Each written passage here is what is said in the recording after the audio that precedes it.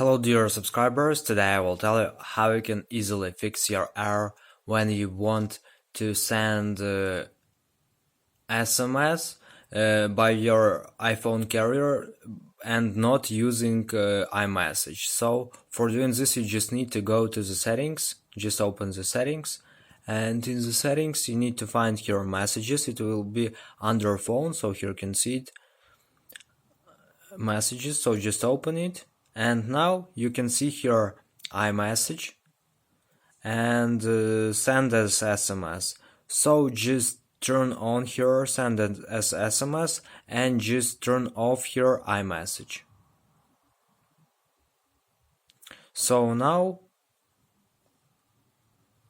it will send messages only by SMS and not using iMessage. If you want to use iMessage, just click here again and it will activate iMessage on your iPhone, and it will be available for you to send as iMessage, but now it will send like SMS.